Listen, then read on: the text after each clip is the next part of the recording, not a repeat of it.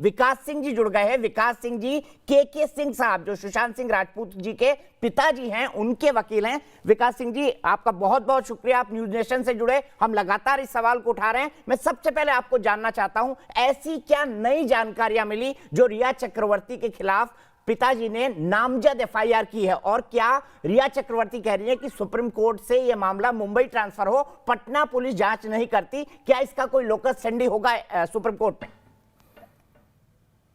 देखिए, जो रिया चक्रवर्ती का जो अब अगर ये स्टैंड है कि मुंबई पुलिस के पास ये जाना चाहिए, तो ये बड़ा क्लियर सिग्नल देता है कि रिया चक्रवर्ती को ये पूरा उम्मीद है या फेथ है या अश्योरेंस है कि मुंबई पुलिस उनका कोई बाल बांका नहीं करेगी। उसका मैं 1 मिनट में आपको बताता हूँ उसका कैसे मैं इसको स्पष्टीकरण करता हूँ।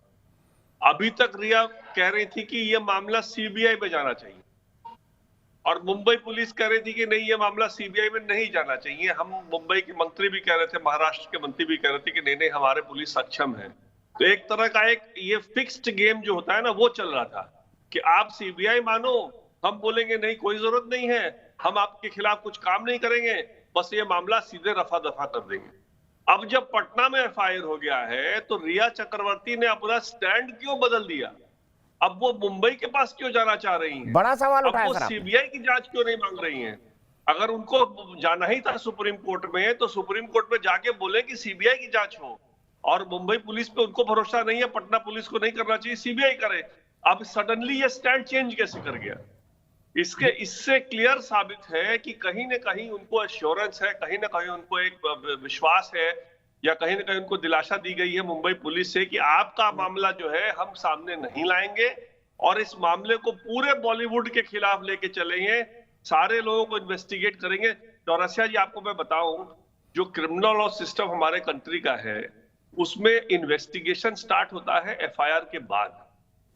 एफआईआर में कोई कॉग्निजेबल ऑफेंस हो तो इन्वेस्टिगेशन पुलिस करता है।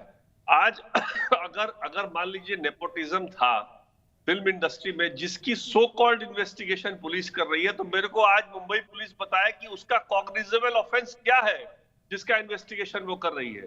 इसलिए ये सिर्फ खाना पूर्ति है, सिर्फ लिपापोती है। जो सुशांत जी के रिलेशन ने भी बड़ा क्लियर बोला, ये लिपापोती नहीं है। और तो क्या कहा जाएगा इसको?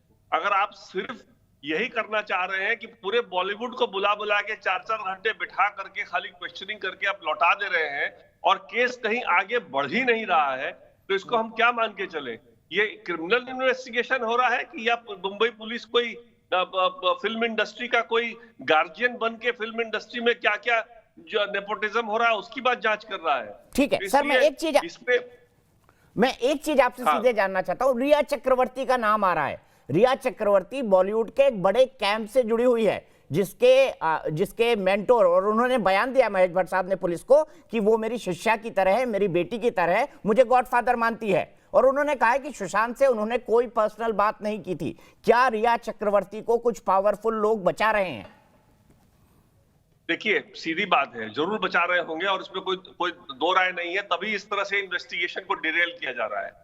लेकिन अगर कोई बचा रहा है तो उस मामले के लिए भी अगर पुलिस जेन्युइन इंक्वायरी करेगी तो सबसे पहले रिया को बुक करेगी ना। रिया को बुक करने के बाद एक एफआईआर दर्ज करेगी, नाम दर्ज एफआईआर दर्ज करेगी, उसके बाद ही रिया के थ्रू किसी और पे पहुंच सकती है ना। जब रिया को ही छोड़ देगी तो किसी और को पहुंचने का कोई मतलब ही नहीं बनता है। आप इस बात को समझिए जरा गंभीर तरीके से। जब उसके साथ ही रिया सारे मेडिकल उसको रिपोर्ट वो कराती थी, मेडिकल डॉक्टर से वो ले जाती थी, सारा उसका इलाज वो करवाती थी। साल भर पहले जब तक रिया उसकी जिंदगी में नहीं आई थी तो कोई मेडिकल प्रॉब्लम उसको नहीं था।